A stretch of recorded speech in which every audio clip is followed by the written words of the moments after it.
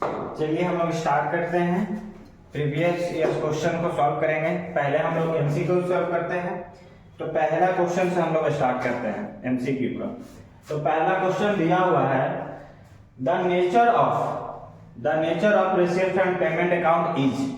Option मेरे पास दिया हुआ है, पहला रियल अकाउंट, दूसरा नॉमिनल अकाउंट, तीसरा पर्सनल अकाउंट और चौथा दिया है नॉन ऑफ दिस। तो इसमें से आंसर मेरा होगा रियल अकाउंट। रियल अकाउंट क्यों होगा? क्योंकि receipt and payment account A summary of A cash book होता है और कैश बुक मेरा क्या होता है? रियल अकाउंट होता है। रिसिप्ट एंड पेमेंट अकाउंट भी रियल अकाउंट होता है, क्योंकि जब भी हम लोग रिसिप्ट एंड पेमेंट अकाउंट बनाते हैं तो हम लोग डेबिट साइड में दिखाते हैं रिसिप्ट को। हम लोग जब भी रिसिप्ट एंड अकाउंट बनाते हैं तो ये होता है डेबिट पक्ष, ये होता है क्रेडिट पक्ष। तो इधर हम लोग लिखते हैं जितना भी रिसिप्ट होता है और इधर लिखते हैं हम लोग जितना भी पेमेंट होता है। तो इस पेमेंट में हम लोग जो भी रिकॉर्ड करते हैं ये कैश बेसिस पर रिकॉर्ड होता है और इसमें हम लोग रेवेन्यू नेचर का भी रिसिप्ट को रिकॉर्ड करते हैं और कैपिटल नेचर का भी रिकॉर्ड करते हैं। इसलिए ये रियल अकाउंट होगा, क्योंकि मेरा गोल्डन रूल्स ही बताता है रियल अकाउंट का कि डेबिट व्हाट्स कम्स इन, जो भी कम्स इन होगा, जो भी रिसिप्ट होगा उसको डेबिट करना है और क्रेडिट व्हाट गोज आउट, जो भी जाएगा पेमेंट करने से पैसा जाएगा तो ये मेरा क्रेडिट होता है। तो इसलिए receipt and payment account is a real account होता है। उसके बाद नेक्स्ट क्वेश्चन है, which of the following is regarded as show purchase of fix assets. Fix assets को बोल रहा है कि हम लोग कहां शो करते हैं? एनपीओ में। Which of the following is recorded as to show purchase of fix assets for organisations of non profit organisations में कहां हम लोग एनपीओ में कहां शो करते हैं? तो फिक्स एसेट्स मेरा क्या होता है? फिक्स एसेट्स में आएगा तुम्हारा land and building, plant and machinery. तो उसको हम लोग ऑप्शंस दिया है मेरे पास, balance sheet, income expenditure, profit loss और चौथा दिया है नॉन ऑफ दिस। हम लोग एनपीओ में दो जगह हम लोग रिकॉर्ड करते हैं। पहला तो होता है मेरा रिसिप्ट एंड पेमेंट अकाउंट में, अगर परचेज कर रहे हैं तो पेमेंट साइड में दिखेगा वो कैपिटल पेमेंट में, और दूसरा मेरा दिखेगा वो बैलेंस शीट में। तो मेरा तो रिसिप्ट पेमेंट का ऑप्शन दिया नहीं है, दूसरा ऑप्शन दिया है मेरा बैलेंस शीट, तो बैलेंस शीट आंसर होगा। इनकम एक्सपेंडिचर नहीं होगा, क्योंकि इनकम एक्सपेंडिचर में हम लोग करेंट बेसिस पे रिकॉर्ड करते हैं और उसमें रेवेन्यू एक्सपेंडिचर और रेवेन्यू इनकम को शो करते हैं। और मेरा जो फिक्स एसेट्स है वो कैपिटल पेमेंट होता है, परचेज कर रहे हैं तो फिक्स कैपिटल पेमेंट है, तो इसलिए यहाँ पे इनकम एक्सपेंडिचर्स में नहीं दिखेगा। और दूसरा प्रॉफिट लॉस, तो नॉन प्रॉफिट ऑर्गेनाइजेशंस में प्रॉफिट लॉस तो बनता नहीं है, तो वहां पे दिखेगा ही नहीं। और लास्ट दिया है नॉन ऑफ दिस, तो मेरा आंसर होगा बैलेंस शीट। ठीक। उसके बाद नेक्स्ट क्वेश्चन है, income and expenditure is a prepared on. Next question दिया है कि इनकम एंड एक्सपेंडिचर किस बेसिस पे हम लोग प्रिपेयर करते हैं? कैश बेसिस पे, एक्रूअल बेसिस पे। थर्ड ऑप्शन दिया है बोथ और फिर दिया है नॉन ऑफ दिस। तो मेरा आंसर होगा इनकम एक्सपेंडिचर हम लोग एक्रूअल बेसिस पे रिकॉर्ड करते हैं। कैश बेसिस पे मेरा कौन सा रिकॉर्ड होता है? Receipt and payment account. Accrual basis पे हम लोग रिकॉर्ड करते हैं इनकम एक्सपेंडिचर को। ठीक। उसके बाद क्वेश्चन नंबर नेक्स्ट 4 नंबर दिया है कि preparation of partnership agreement is written is. Compulsory होगा कि वॉलंटरी होगा कि partly compulsory, none of this. तो मेरा जो पार्टनरशिप एग्रीमेंट बनता है वो वॉलंटरी होता है। ठीक। उसके बाद नेक्स्ट क्वेश्चन है 5 number, the interest of partners capital under the fluctuating method is to be created. हम लोग जो इंटरेस्ट एंड कैपिटल चार्ज करते हैं फ्लक्चुएटिंग मेथड्स के थ्रू, तो हम लोग कहाँ शो करते हैं? वो चीज पूछ रहा है। कहाँ पे क्रेडिट करते हैं? सॉरी, कहाँ पे क्रेडिट करते हैं? दूसरा बोल रहा है प्रॉफिट एंड लॉस अकाउंट। तो कभी भी पार्टनर्स को कैपिटल मिलता है वो प्रॉफिट अकाउंट में दिखाते नहीं है, प्रॉफिट लॉस प्रिपरेशन अकाउंट उसके लिए बनता है। दूसरा दिया है इंटरेस्ट अकाउंट, इंटरेस्ट अकाउंट में दिखता नहीं है। तीसरा है पार्टनर्स कैपिटल अकाउंट और चौथा है नॉन ऑफ दिस। तो प्रॉफिट लॉस में तो दिखता नहीं है, इंटरेस्ट पार्टनर को कैपिटल देते हैं तो, क्योंकि पार्टनरशिप डीड जो बना रहता है, डीड में बताया गया है, पार्टनरशिप डीड में बताया गया है कि हम लोग जो ठीक, उसके बाद दिया है नेक्स्ट क्वेश्चन 6 है, when time of withdrawal are not maintain interest on drawing is charge. जब पार्टनर कोई भी अपना फॉर्म से ड्रॉइंग विड्रॉल करेगा पर्सनल यूज के लिए, अगर गुड्स निकाले चाहे कैश निकालता है तो वो ड्रॉइंग होता है, तो उस पे जो इंटरेस्ट मेंशन नहीं किया गया है, जो एग्रीमेंट बना है एग्रीमेंट में अगर मेंशन नहीं है कि इंटरेस्ट कितना महीना कितना चार्ज करना है, तो हम लोग जानते हैं क्वेश्चन में डेट मेंशन नहीं है कि कब निकाला है चाहे कितना बार निकाला है, तो हम लोग जानते हैं कि जब ड्राइंग नहीं दिया रहता है नहीं मेंशन रहता है, तो हम लोग मान के चलते हैं कि बिजनेस कंटिन्यू चल रहा है, तो शुरू में तो नहीं निकालेगा, बीच में ही निकालेगा, तो हम लोग मानते हैं कि 6 मंथ लेके चलते हैं कि 6 मंथ वो विड्रॉल किया है। तो इसमें आंसर जो होगा मेरा, जो 6 मंथ दिया होगा वही ऑप्शन होगा। फर्स्ट दिया हुआ है कि 61 डिवाइड बाय 2 मंथ्स, ये तो नहीं होगा। 4 6 मंथ दिया है, 6 मंथ मेरा ऑप्शन होगा। थर्ड दिया 51 डिवाइड बाय 2 मंथ्स, ये भी नहीं होगा। 12 मंथ, ये भी नहीं होगा। जब क्वेश्चन में मेंशन नहीं है तो हम लोग मान के चलते हैं कि 6 मंथ के लिए वो विड्रॉल किया है, तो ऑप्शन मेरा होगा बी। ठीक, नेक्स्ट क्वेश्चन है, which of the following is not a method of the valuation of goodwill. इसमें कौन सा एक ऑप्शन है जो वैल्यूएशन ऑफ गुडविल में नहीं आता है? एक दिया, पहला दिया एवरेज प्रॉफिट मेथड, ये तो मेरा है। फिर दिया सुपर प्रॉफिट मेथड, ये भी होता है। कैपिटलाइजेशन मेथड, ये भी होता है। और लास्ट दिया है रिवैल्यूएशन मेथड। रिवैल्यूएशन मेथड हम लोग कभी भी गुडविल निकालने के लिए रिवैल्यूएशन मेथड कहीं भी नहीं पढ़े हैं, तो ऑप्शन डी होगा इसमें कि not method of the valuation of goodwill. ठीक, उसके बाद क्वेश्चन नंबर 8 है, weighted average method of calculating goodwill is used when. तो हम लोग जब वेटेड का एवरेज वेटेड का जब फॉर्मूला यूज करते हैं तब करते हैं या तो मेरा गुडविल का जब या तो मेरा प्रॉफिट इंक्रीज कर रहा है साल पर साल या तो डिक्रीज कर रहा है। ठीक, तो उसके लिए हम लोग वेटेड एवरेज मेथड इस्तेमाल करते हैं गुडविल निकालने के लिए। यहाँ तो ऑप्शन मेरा पहला दिया प्रॉफिट इज इक्वल रहेगा, तो नहीं, ये मेथड नहीं लगेगा। प्रॉफिट इज इंक्रीज ट्रेंड और प्रॉफिट इज डिक्रीज ट्रेंड, तो ऑप्शन होना चाहिए बी और सी। डी में दिया है आइदर बी और सी, तो ऑप्शन होना चाहिए मेरा बी और सी।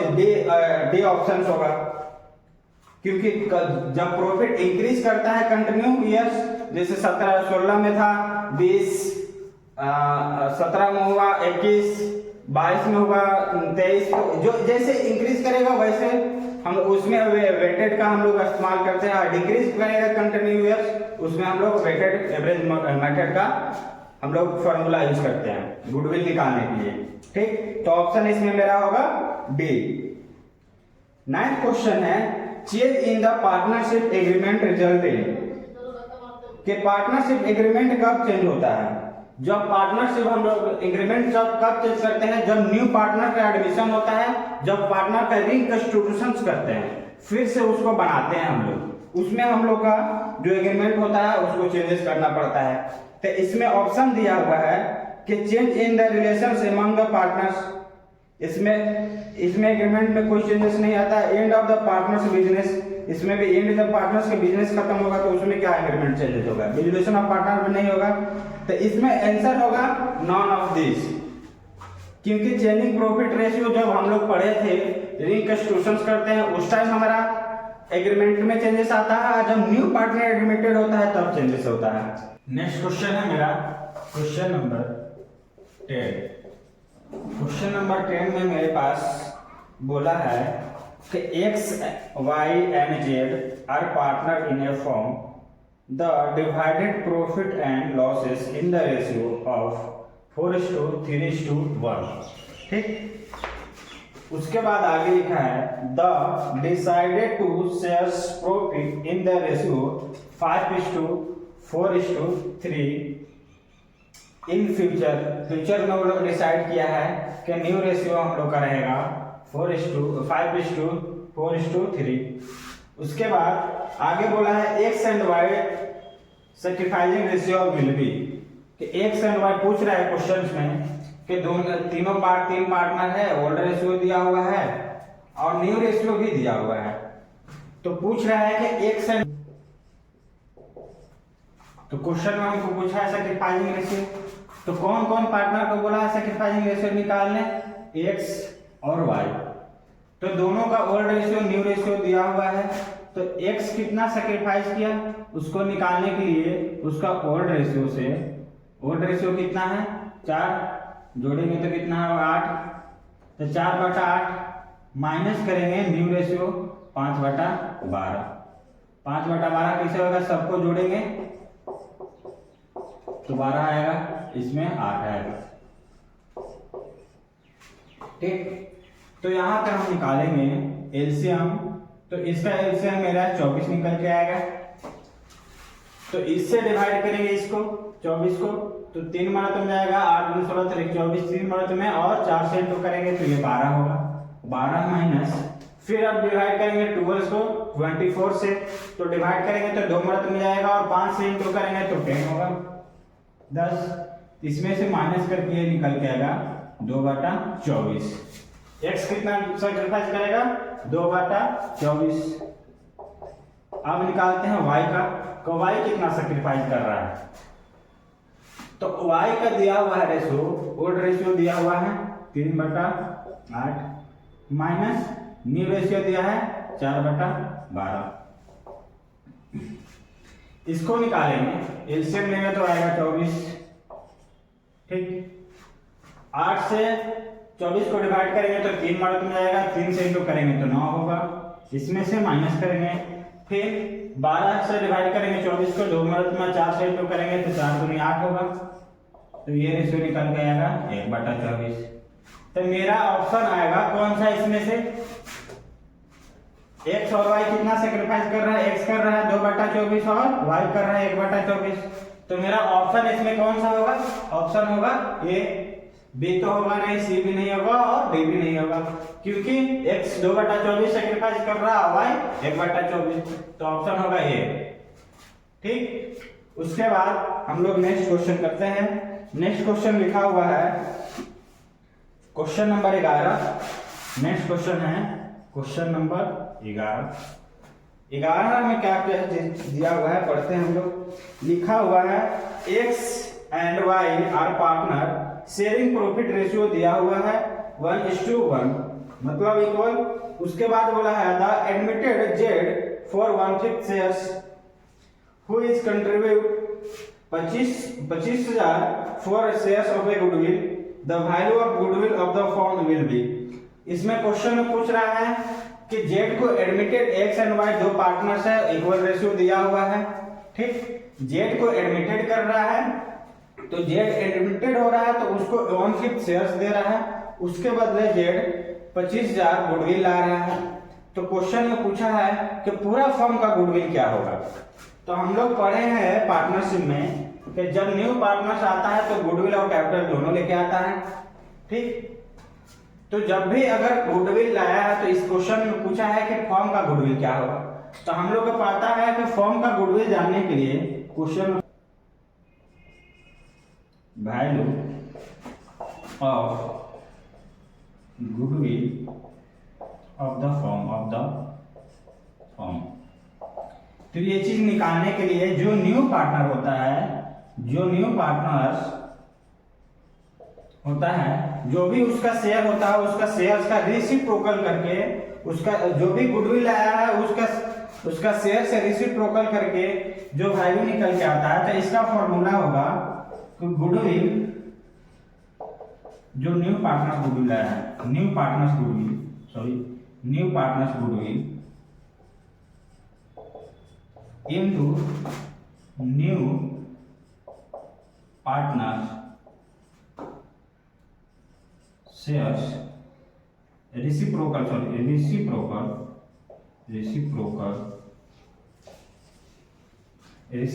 New partner shares. ठीक, तो इसे इंटू करके जो निकल के आएगा वो फर्म का गुडविल निकल के आएगा। तो न्यू पार्टनर्स का गुडविल कितना है 25,000, उसका शेयर्स का रेसिप्रोकल, मतलब उसका जो भी शेयर है उसका शेयर्स का उल्टा करेंगे।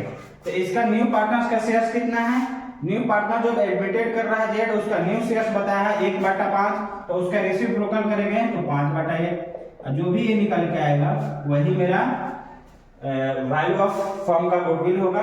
तो कितना आएगा 0 0 50 25 5 दूनी 10 1 12 2 12, तो 1,25,000। तो ऑप्शन मेरा होगा यहाँ पे डी। ठीक, उसके बाद है next question, if the incoming partner bring the amount of goodwill cash and also balance existing of a goodwill account, then the goodwill is written off amongst old partners। Question बोल रहा है कि जो incoming partner है वो goodwill ला रहा है cash में और बैलेंस शीट में पहले से एग्जिस्ट कर रहा है गुडविल। तो बोल रहा है कि जो बैलेंस शीट में गुडविल दिया हुआ है उसको रिटर्न अप कर रहा है। तो ओल्ड पार्टनर्स में अमंग्स ओल्ड पार्टनर्स में तो किस रेशियो में करेंगे, न्यू रेशियो में करेंगे कि ओल्ड रेशियो में करेंगे कि सैक्रिफाइसिंग रेशियो में करेंगे कि गेनिंग रेशियो में करेंगे। ऑप्शन मेरे पास दिया हुआ है। क्वेश्चन नंबर 12 में बोला है कि इनकमिंग पार्टनर जो एडमिटेड हो रहा है पार्टनर बिजनेस में वो गुडविल ला रहा है, ठीक, कैश में ला रहा है और पहले से बैलेंस शीट में गुडविल एग्जिस्ट कर रहा है, मतलब पहले से बैलेंस शीट में गुडविल दिया हुआ है। तो उसको रिटर्न ऑफ करना है, रिटर्न ऑफ मतलब उसको बांटना है, खत्म करना है गुडविल को। तो उसको जो बांटेंगे किस चीज हम लोग पढ़े हैं पार्टनरशिप में कि अगर न्यू पार्टनर के एडमिटेड होने से मेरे पास बैलेंस शीट में कुछ भी अगर गुडविल दिया है, चाहे रिजर्व दिया है, चाहे अनडिस्ट्रीब्यूटेड प्रॉफिट और लॉसेस दिया हुआ है, तो कभी भी मेरे पास 2 केसेस पड़े हैं, पढ़ा हुआ रहता है, हम लोग 2 केसेस पढ़े हैं कि पहला केसेस होता है कि अपेयर इन द बुक, एक not appear in the book. अगर अपेयर इन द बुक है तो उसमें क्वेश्चंस में अगर हमको मेंशन किया है कि अगर न्यू पार्टनर एडमिटेड कर रहा है तो जो भी मेरे पास गुडविल दिया हुआ है बैलेंस शीट में, चाहे रिजर्व दिया है, चाहे अनडिस्ट्रीब्यूटेड प्रॉफिट दिया हुआ है, तो ओल्ड पार्टनर्स के बीच में ही बटे हैं, क्योंकि ओल्ड पार्टनर्स ही बिजनेस को कंटिन्यू करके रिजर्व प्रॉफिट बना के रखा है और न्यू पार्टनर आकर उसमें एडमिटेड करके नहीं ले सकता है। इसलिए क्योंकि जो पहले से पार्टनर वो बिजनेस चला के प्रॉफिट अर्न करके रखा है और नया पार्टनर आकर बोलेगा कि उस प्रॉफिट में से हमको दो, तो वो देगा नहीं देगा। इसलिए जो पहले से मेरे पास गुडविल बना कर रखा है, जो प्रॉफिट बना कर रखा है, जो रिजर्व बना कर रखा है, वो ओल्ड पार्टनर्स के बीच ही डिस्ट्रीब्यूट होगा। तो ओल्ड पार्टनर्स अब किस रेशियो में अपना डिस्ट्रीब्यूट करेगा, ओल्ड पार्टनर लोग अपना प्रॉफिट को ओल्ड प्रॉफिट शेयरिंग रेशियो में डिस्ट्रीब्यूट करेगा। ठीक, तो ऑप्शन यहाँ पे मेरा होगा ओल्ड प्रॉफिट शेयरिंग रेशियो। ठीक, तो क्वेश्चन में कभी भी दिया गुडविल रहे, चाहे जनरल रिजर्व रहे या अनडिस्ट्रीब्यूटेड प्रॉफिट रहे, चाहे एक्यूमुलेटेड प्रॉफिट रहे, अगर क्वेश्चन में दिया है कि बैलेंस शीट में पहले से एग्जिस्ट कर रहा है, न्यू पार्टनर को एडमिटेड होने से पहले मेरे पास बैलेंस शीट एग्जिस्ट कर रहा है, तो वो जितना भी होता है वो ओल्ड पार्टनर्स के बीच डिस्ट्रीब्यूट होता है और ओल्ड रेशियो में होता है। ठीक, उसके बाद तो इसका ऑप्शन कौन सा होगा, in the old profit sharing ratio. उसके बाद नेक्स्ट क्वेश्चन है 30। ठीक, 30 नंबर क्वेश्चन में बोला है in the absence of any information regarding the acquisitions of shares in the profit of the retiring partner by the remaining partner, it is assumed that they will be acquire his her shares in। तो option मेरे पास दिया है old profit sharing ratio, new profit sharing ratio, equal ratio और non of this. ठीक, तो इसमें बोल रहा है कि जब नया जो रिटायरिंग पार्टनर होता है, हम लोग पढ़े हैं रिटायरमेंट में क्वेश्चन नंबर 13, ऑप्शन दिया हुआ है कैसे बांटेंगे। अगर कुछ भी क्वेश्चन में मेंशन नहीं रहता है तो मेरा एग्जाम में बताया गया है कि कुछ भी अगर मेंशन नहीं है तो जो भी ओल्ड पार्टनर का रेशियो था जो था वही रेशियो से बांटेंगे। तो इसमें ऑप्शन होगा in the ratio in the old ratio, वो लोग ओल्ड रेशियो में ही प्रॉफिट को डिस्ट्रीब्यूट करेंगे अगर क्वेश्चन एब्सेंस में कुछ नहीं लिखा हुआ है। रिटायरिंग पार्टनर्स में अगर कोई भी पार्टनर रिटायर हो रहा है तो प्रॉफिट शेयरिंग रेशियो में चेंजेस पड़ता है, लेकिन एमसीएस एग्रीमेंट में कुछ नहीं लिखा हुआ उसके बारे में। तो ओल्ड रेशियो हो वो कंटिन्यू पार्टनर का ओल्ड रेशियो में ही जो भी प्रॉफिट रहता है उसको डिस्ट्रीब्यूट करेंगे। ठीक, तो इसमें मेरा ऑप्शन क्या होगा, ऑप्शन ए होगा, और old ratio profit sharing ratio आएगा इसमें। ठीक, 13 में है। फिर आगे क्वेश्चन है, क्वेश्चन नंबर 14 में, on the of a partner the amount of a general reserve is transfer to all partners capital account इन।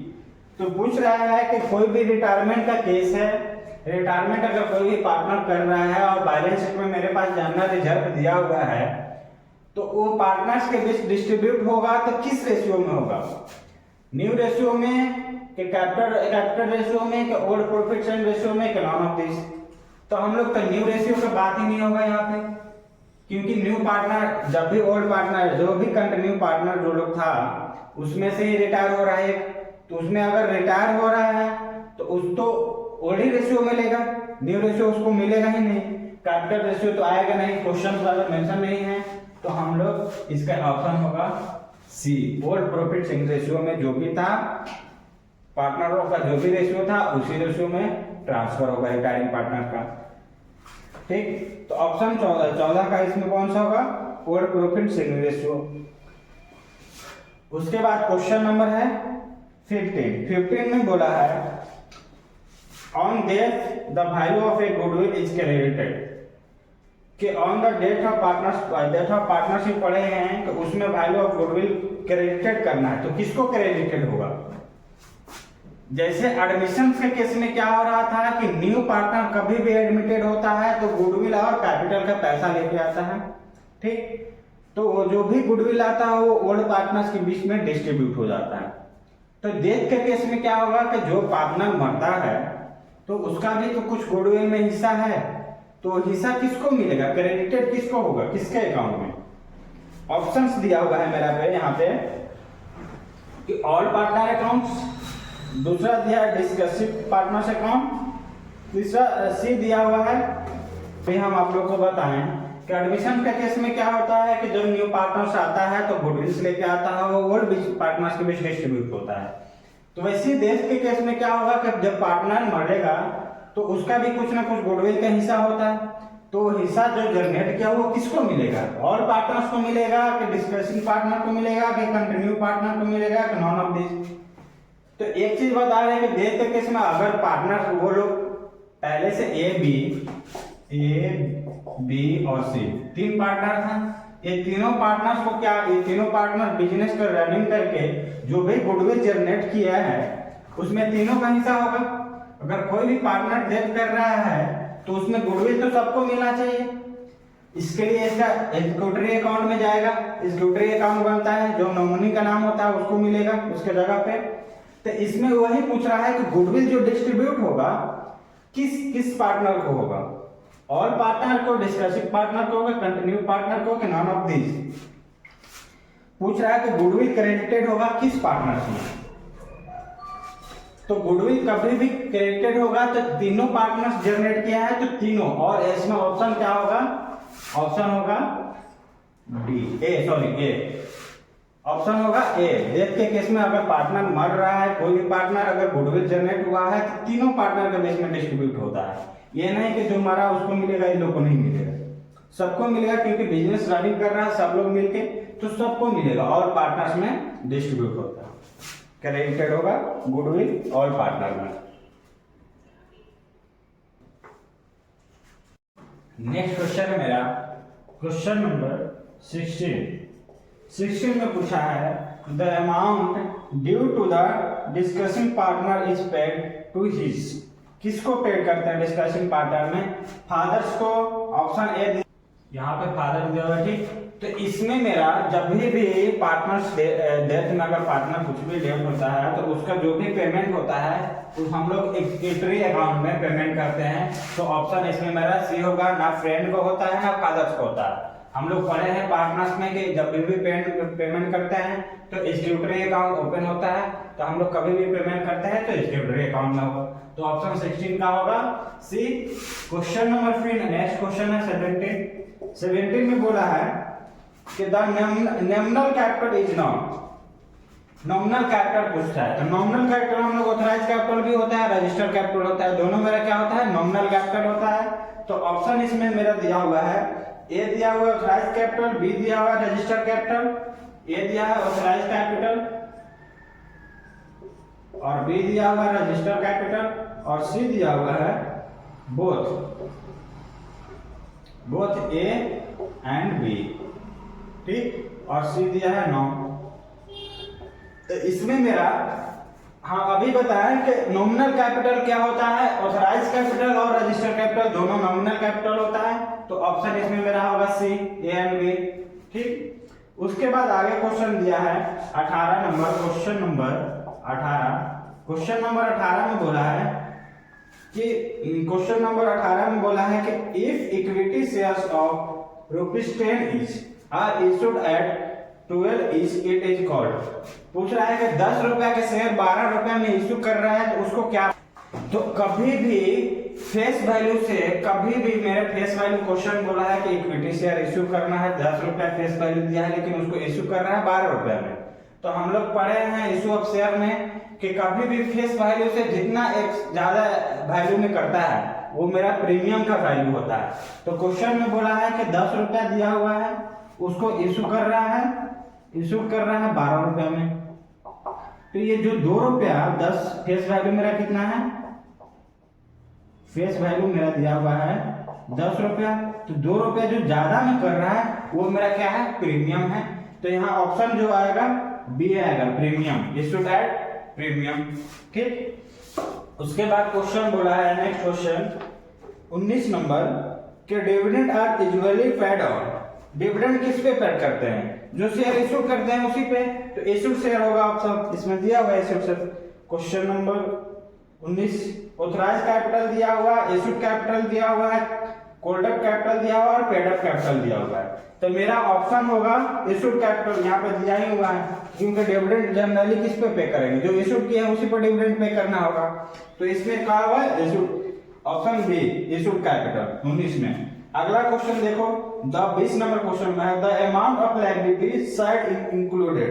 किस साइड में amount, total amount of liability, total amount of liability side included, ठीक। Authorise capital, subscribe capital, issued capital और paid up capital किस में होता है। तो paid up capital जितना मेरा पेड अप कैपिटल होगा वही दिखाते हैं हम लोग।